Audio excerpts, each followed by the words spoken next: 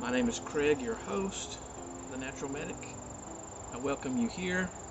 We're going to talk about 4 ways to utilize trekking poles, 4 tips and tricks for this week. Let's get started.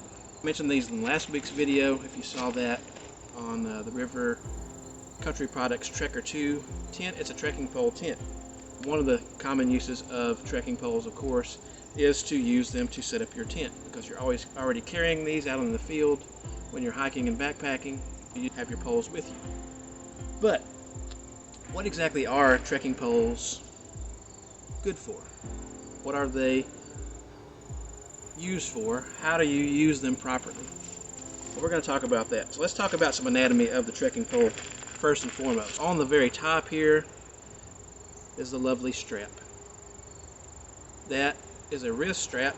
If used properly, it helps you to hold onto the pole in case you fall, stumble while you're going across uneven terrain, and so forth. Underneath that you have a cork grip, a foam grip, the first section, the middle section, the bottom section, and finally you have a carbide tip. That is pretty much your anatomy of the pole. Now, as far as materials, what they're made out of, you can get typically 2 different types of materials. Aluminum, usually a little cheaper material as far as the price goes. As far as strength goes, they probably are the stronger choice, but they are heavier. I chose to get carbon fiber poles because carbon fiber poles, the weight difference was what I was looking for, and used properly, they're going to be just as good as aluminum poles. This particular company, like I said in the last video, is called TheFitLife. It's available on Amazon. I will put a link down in the description and also in the podcast description if you're listening on the podcast, so you can check those out for yourself. At time of airing right now, they're running around 35 to 40 bucks, I believe. They have a wide variety of accessories, which we'll talk about next. Calm down for a second. Accessories you can attach to the ends of your poles. One accessory right here is these little feet looking things. They look just like this. Got a little boot. Those go on the end. I'll show you how they slide on here. For example, just like that. And those are good for like gravel surfaces to kind of get an extra grip.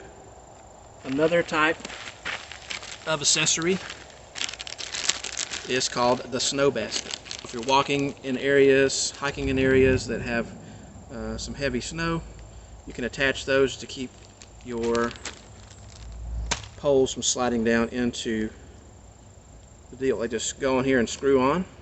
They're not meant, of course, for cross-country skiing or downhill skiing, but they're meant to help you as you're walking. Snowshoeing probably be all right to keep your pole from sinking down into that snow. Now, another one that comes with it is called a mud basket. Attaches the same way, it's just a smaller deal. If you're walking in soft terrain like mud, sand, etc., attaches the exact same way. Lastly, you have these rubber tips which go onto the carbide tip, just like this. They just slip right on, and that's for use in sensitive areas. Like if you go to a sensitive archaeological site like Machu Picchu, hope I'm saying that right, up in the Andes Mountains, where they have a rule up there where you have to put those on in order to protect the site from erosion and things like that. You have to put those caps on before you go up there. And in certain sensitive areas, maybe in certain national parks, you may have to put them on as well. The next thing about using your trekking pole is adjusting it to the proper height for you. I'm about 6'2", give or take. I'm between 6 foot and 6'2", somewhere around there. That's debatable. But anyway, what you want to do is you want to release this little latch on here. It has a little screw part on the back, and you can adjust that. I adjust it one section at a time. You can do it however you want. I set up one at 125 centimeters, lock it down. I set up the other one all the way out. There is a stop line on there. Hopefully you can see that on camera. I do it right there at the 135 mark. because what you want to do when you have your trekking pole, ideally, you want your arm to be at about a 90-degree angle. I'm kind of standing on a bit of a slope. There you go. That way, whenever you're going down and walking, you want to have that set up. So it keeps your arm pretty much level to the ground. Go ahead and set up the other one. I'll show you how to use the wrist straps. There's a wrong way and a right way to do the wrist strap. The wrist strap is there so that you stumble, you start to fall, you can keep hold of that pole. The wrist strap, you want to come from underneath, go through the loop like this, and then grab your pole like this. It is adjustable for different hand sizes. You can make it a little bit more snug. I like to have it a little bit loose, but it's on my wrist. If I drop my pole, I still got it. Or if I'm having some issues right there. So my poles are about the same there. Another thing you want to do when you have adjusted your pole to the right height is you want to kind of give it a little firm push down on the ground to make sure that it's set tight with the adjustable sections. Because you don't want to have to put a whole lot of weight on this in a fall, for example, and it give under your weight or your pole breaks because it wasn't secured properly. With that being said, these poles will fit average size adults, somebody from about 5 foot tall to about a little bit taller than me, about 6'4". Anybody that is shorter than that or taller than that, they may have to get some specially made poles, but for most average size people, this is going to fit just fine. There's different ways, of course, to use these, and I'm going to show you some of those right now. Let me back up. If you're just normally walking on flat ground like we are right now, this is a little flat gravel path here, you're going to have them just kind of out like that.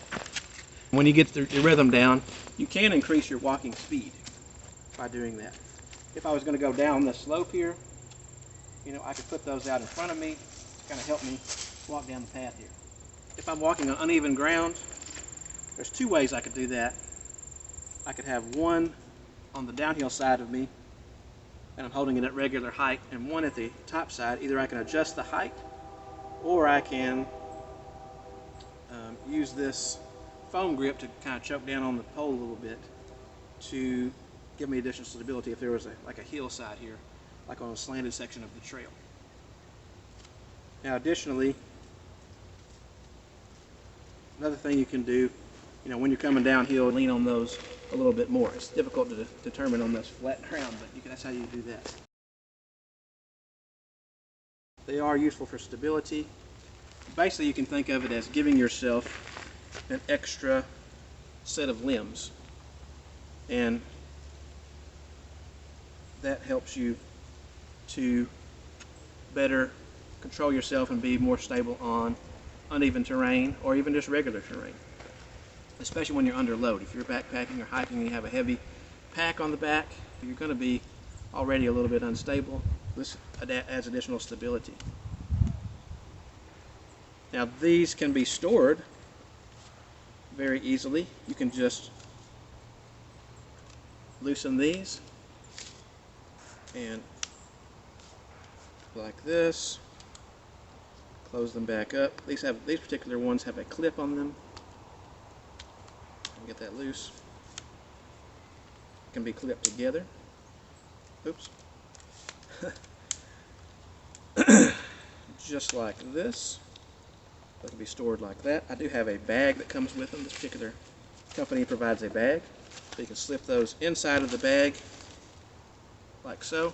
Or if you want to further break them down, you can actually open up these and pull the sections out and stack them side by side and put them in a side pocket on your pack, kind of like that, either in collapse mode or in sections.